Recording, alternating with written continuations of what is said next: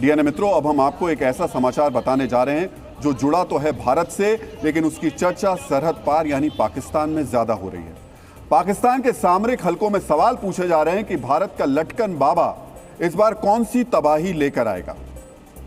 पाकिस्तान के इस डर को समझने के लिए आपको हमारा अगला प्राइम टाइम अपडेट बेहद गौर से देखना और समझना चाहिए। मित्रों, भारतीय एयरफोर्स ने फैसला किया है कि वो अपने तेजस फाइटर जेट को भी एक्स गार्ड सिस्टम से लैस करेगी। दरअसल एक्स गार्ड फाइटर जेट्स को मिसाइलों से बचाने वाली प्रणाली है।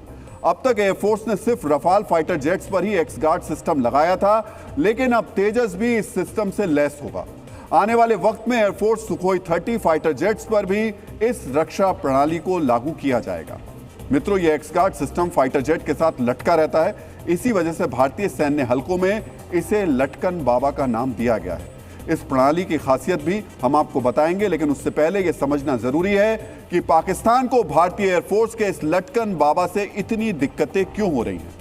मित्रों, आपको याद होगा कि ऑपरेशन सिंदूर के दौरान पाकिस्तान ने बार बार दावा किया था कि उसने भारत का एक रफाल फाइटर जेट मार गिराया है। दरअसल पाकिस्तान किसी भारतीय जेट को नहीं गिरा पाया, उसने रफाल के साथ लगे एक लटकन बाबा यानी एक्स गार्ड पर मिसाइल दाग दी थी।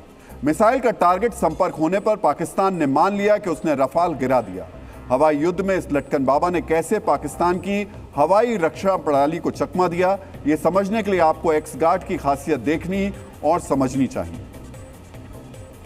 मित्रों, एक्स गार्ड नाम का यह सिस्टम फाइटर जेट के पंखों यानी विंग्स पर लगा रहता है। जैसे ही पायलट को किसी एयर डिफेंस सिस्टम यानी सतह से हवा में मार करने वाली मिसाइल का पता लगता है, तो पायलट एक्स गार्ड को एक्टिवेट कर देता है। विमान से एक तार के सहारे एक्स गार्ड बाहर निकलता है और विमान से तकरीबन 330 फीट दूर जाकर स्थिर हो जाता है। इस सिस्टम से फाइटर जेट की ही तरह इलेक्ट्रॉनिक सिग्नल निकलते हैं, जिसकी वजह से दुश्मन की हवाई रक्षा प्रणाली इसे असली विमान समझ लेती है और एक्स गार्ड की तरफ ही मिसाइल दाग देती है।